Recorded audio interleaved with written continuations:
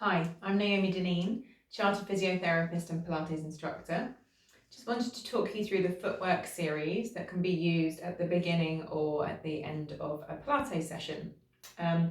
So I'm using a Coraline C2 Pro Reformer, which has light blue springs, red medium springs, and a green or black strong spring in the middle.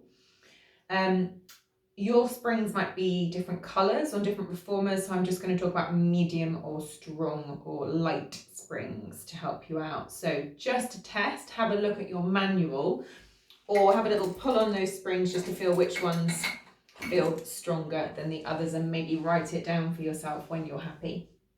So if any of these movements cause you pain, please either reduce your movement range or stop and just drop me an email and I should be able to help you out.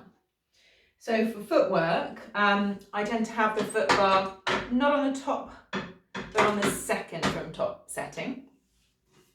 And I tend to use 2 medium springs. It gives you a reasonable leg workout. You can go stronger.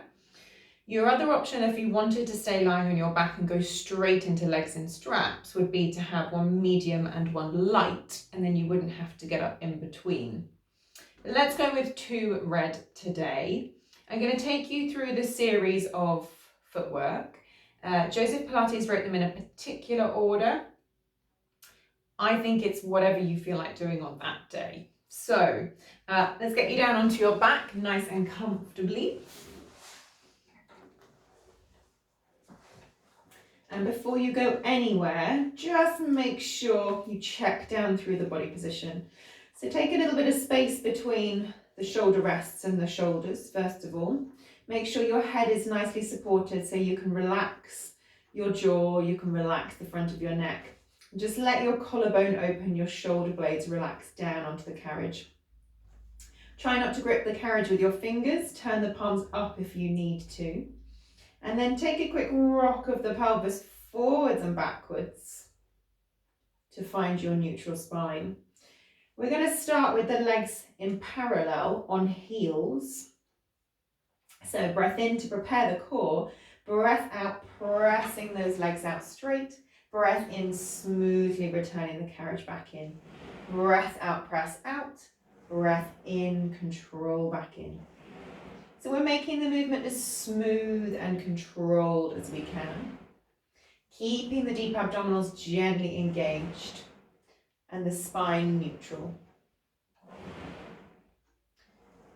Try to put just as much effort in the return as you do pressing out. A nice way to think of this is continuing to resist the springs as you come back in.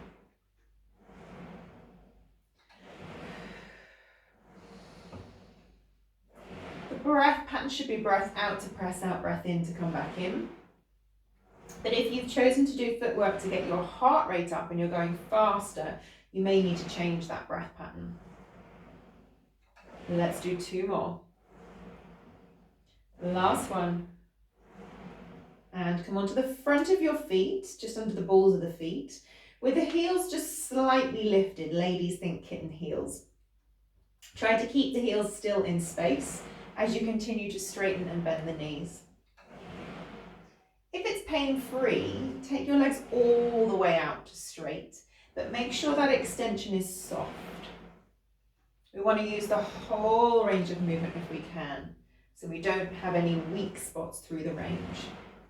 Same on the way back in, it's a smooth return back in. You shouldn't feel those springs make any noise. You want to be nice and smooth. It might help to think of it as one whole circular motion, as opposed to an out and an in. It's a circle. Lovely. Okay, on this next one, let's keep those knees straight. Make sure you've got equal weight through the big and little toes of each feet, and the front of your ankles are pointing straight up to the sky. Let the heels drop down and lift. Heels sink down and lift. Just working the calf muscles. Make sure you're pressing equally through both legs.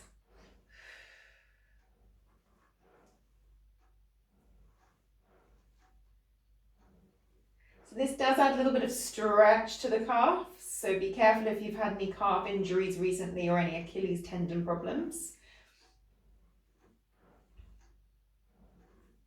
Last two. Last one, and we're going to go into prancing. So one knee is bent when the other leg is straight. Again, maintain that control. The carriage should be coming up and down. Both heels lift in between the lower, lift and lower.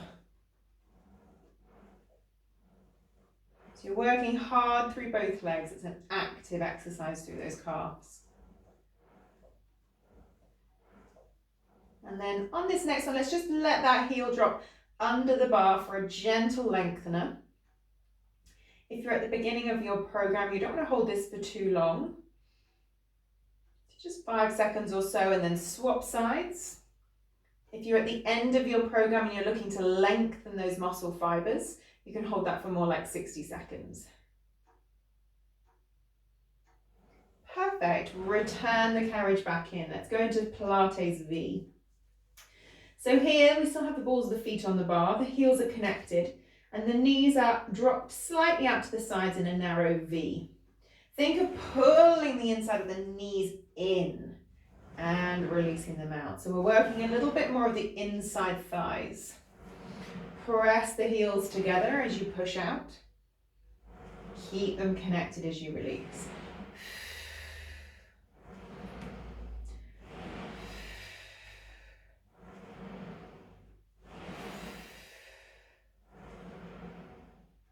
Good. Last two, squeeze the heels together. Last one. Last variation that we're going to do is a wide frog. Slightly unladylike, apologies. So we want to have the knee and the foot at the same angle. So if you don't have a lot of hip turnout, just watch that you don't try and get that range from the foot, because that will create a twist at the knee. So here the foot is at that angle, the knee is at that angle, and actually we want them both to be pointing in that same V shape. This is a nice groin stretch, but be careful if you've had any groin injuries or you have any hip arthritis or issues. Just focus a little bit more on the pelvic floor muscles working here. They have a bit more of a challenge with the knees wide.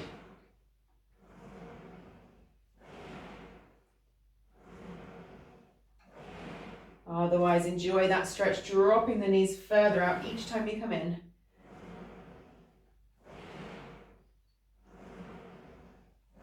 Last one.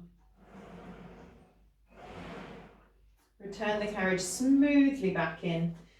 Make your way over onto your side and push yourself up into sitting. I hope you enjoyed that.